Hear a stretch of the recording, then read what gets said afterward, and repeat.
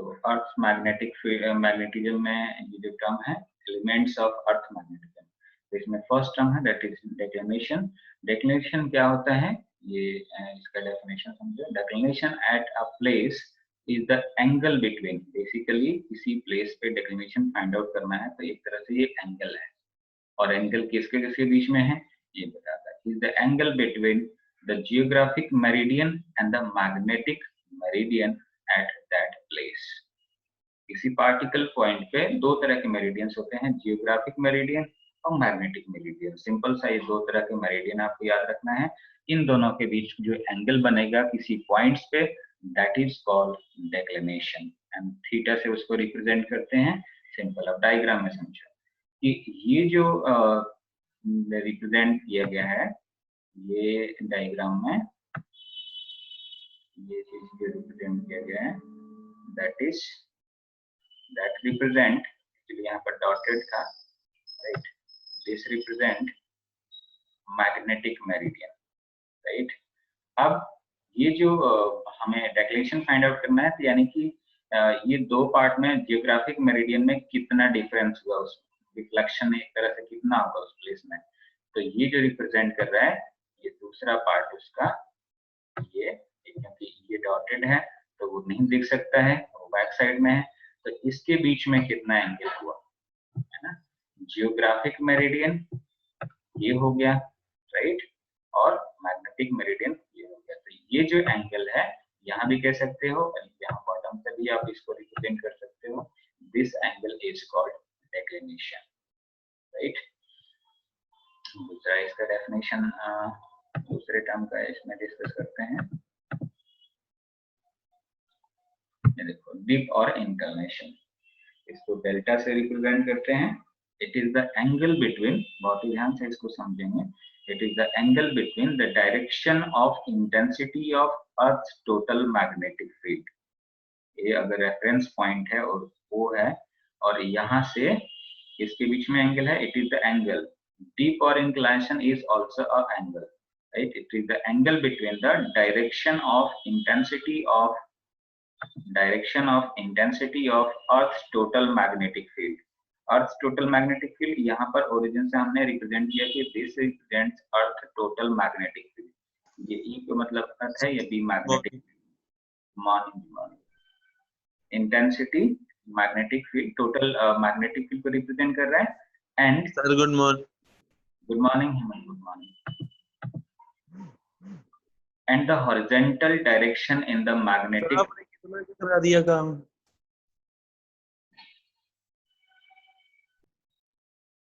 तो डेफिनेशन था डीप और इंक्लिनेशन का कि total earth total magnetic field के बीच में intensity of earth total magnetic field और horizontal direction in the magnetic meridian at that place, उसके बीच में इन दोनों horizontal direction in the magnetic meridian at that place, उसके हॉरिजॉन्टल कंपोनेंट और टोटल मैग्नेटिक फील्ड के बीच में जो एंगल बनेगा that is called delta, that is called dip और इंक्लिनेशन। अब इसको डायग्राम से देखते हैं कि हमने यहाँ पर ये रिजल्टेंट रिप्रेजेंट किए थे, रिजल्टेंट कह सकते हैं, या intensity magnetic field intensity of earth total earth magnetic field, right.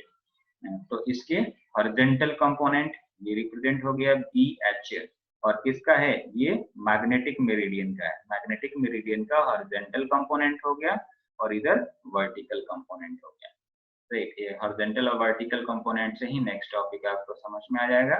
तो हम यहाँ डिस्कस कर रहे थे डीप और इंक्लिनेशन डेल्टा का डेफिनेशन। तो डायग्राम से आप इसको चेकआउट कर सकते हैं कि ये टोटल अर्थ मैग्नेटिक फील्ड का डायरेक्शन है, रिजल्टेंट कह सकते हैं, राइट, और मैग्नेटिक मेरिडियन का हॉरिजॉन्टल कंपोनेंट के बीच में जो किसी पार्टिकुलर पॉइंट पर जो एंगल बनेगा दैट इज कॉल्ड डीप और इंक्लिनेशन डेल्टा, राइट। डायग्राम में इस तरह से आपको रिप्रेजेंट करते हैं, राइट। तो this is all about inclination और डिक्लिनेशन, थीटा एंड डेल्टा। अब एक कंपोनेंट है जो कि अभी हम जो डिस्कस किया था, horizontal component of earth magnetic field, horizontal और वर्टिकल कंपोनेंट। अब आप लोगों ने प्लस में वेक्टर्स पढ़ ही रखे हैं, है ना, तो किसी भी आप वेक्टर क्वांटिटी को उसको रिजॉल्व करते हैं तो हॉरिजॉन्टल कंपोनेंट और वर्टिकल कंपोनेंट उसका एग्जिस्ट करता है, राइट, रिजॉल्व करने के बाद। तो यहाँ भी मैग्नेटिक फील्ड वेक्टर क्वांटिटी है, तो वो रिजल्टेंट है, तो उसको हमने रिजॉल्व किया मैग्नेटिक मेरिडियन के लिए, तो उसका हॉरिजॉन्टल कंपोनेंट यहाँ आ गया, राइट, और वर्टिकल कंपोनेंट जो कि डायग्राम में आप यहाँ पर देख सकते हैं, हॉरिजॉन्टल कंपोनेंट और वर्टिकल कंपोनेंट, राइट। तो it is the component of Earth's total magnetic field along horizontal direction in the magnetic meridian. It is denoted by H. Horizontal को और उसको और भी स्पेसिफाई करने के लिए आप BH कर सकते हो, so that कि वो मैग्नेटिक फील्ड का हॉरिजॉन्टल कंपोनेंट होगा और मैग्नेटिक मेरिडियन के लिए पार्टिकुलर बात होगा, राइट। उसी तरह से आप वर्टिकल कंपोनेंट को भी आप एक्सप्लेन कर सकते हैं। तो basically horizontal component of earth magnetic field क्या होता है, वो एक अर्थ टोटल मैग्नेटिक फील्ड का हॉरिजॉन्टल कंपोनेंट है, हॉरिजॉन्टल डायरेक्शन में, अलोंग द हॉरिजॉन्टल डायरेक्शन, और ये ध्यान रखिएगा मैग्नेटिक मेरिडियन के लिए, है ना, राइट। तो ये जो कैपिटल BE लिखा है ना हमने कि टोटल मैग्नेटिक फील्ड और ये हॉरिजॉन्टल मैग्नेटिक फील्ड, तो जिस तरह से हम किसी वेक्टर को रिजॉल्व करते हैं उसी तरह से यहाँ पर रिजॉल्व करके और इसके बीच में हम रिलेशन भी फाइंड आउट कर सकते हैं। यहाँ पर नेक्स्ट जो टॉपिक है that is relation between delta and, delta क्या था, inclination, that is delta, right, relation between delta and intensity of earth total magnetic field. Intensity of earth total magnetic field क्या रिप्रेजेंट किए थे, BE, intensity of earth total magnetic field को BE से represent किए थे, right, और delta, इनमें क्या रिलेशन है, इवन BH जो हमने कहा था यहाँ पर कि इसको हम और से सिम्प्लीफाई करें तो ये इसको हम BH भी कह सकते हैं और वर्टिकल कंपोनेंट को हम BV भी कह सकते हैं, vertical component, right, BV and BH। तो रिलेशन इसको ड्राइव करने के लिए आपको मालूम है कि वेक्टर से अगर हम किसी भी कंपोनेंट को रिजॉल्व करते हैं तो यहाँ पर हॉरिजॉन्टल कंपोनेंट की वैल्यू क्या हो जाएगी, फिगर से H is equal to R cos theta और V is equal to R sin delta. Sorry मैं थीटा यहाँ बोल गया क्योंकि वो एंगल वहाँ डेल्टा है, तो जो इंक्लिनेशन का है वो एंगल डेल्टा है, तो R cos delta and R sin delta. और R क्या है यहाँ पर, R है जो रिजल्टेंट मैग्नेटिक फील्ड है, intensity of magnetic field, R that means कि BE, जो B यहाँ लिख रहे थे intensity of magnetic field, right, उसकी जगह यहाँ पर हमने R को, रिजल्टेंट को R से रिप्रेजेंट किया, किसी भी रिजल्टेंट को R से रिप्रेजेंट करते हैं, और ये हॉरिजॉन्टल कंपोनेंट को, ये वर्टिकल कंपोनेंट को रिप्रेजेंट कर रहा है।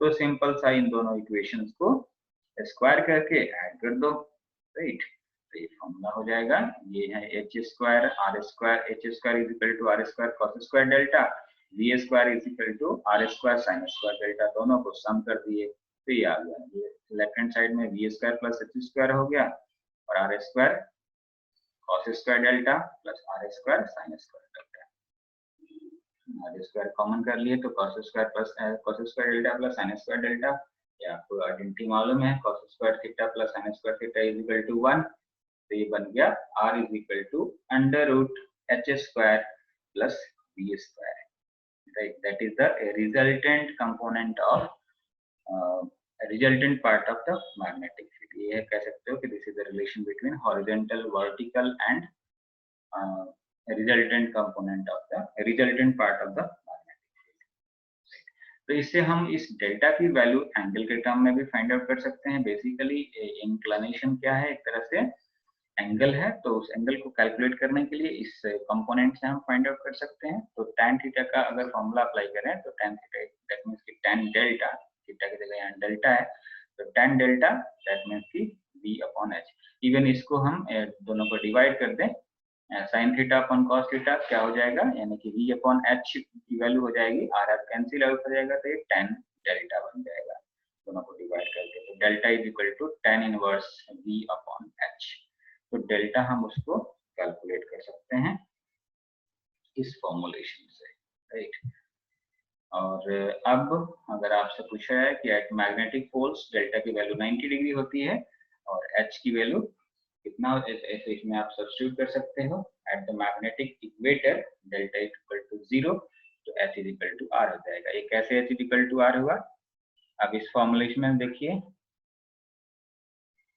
at magnetic poles delta is equal to 0, delta is equal to 90 degree, so that S is equal to 0.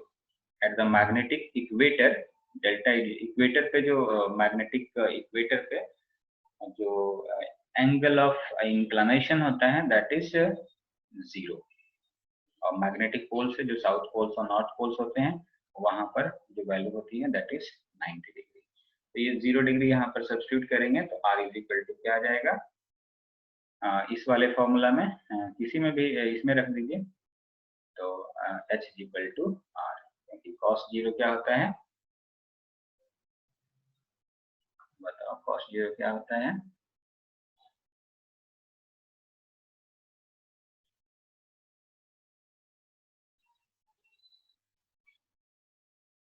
बच्चे बताओ। 1। तो वो आइडेंटिटी यूज करके H is equal to R आ गया, तो इसको चेकआउट कर सकते हैं आप। तो ये कंप्लीट हो गया, इसमें कोई अगर इश्यू होता है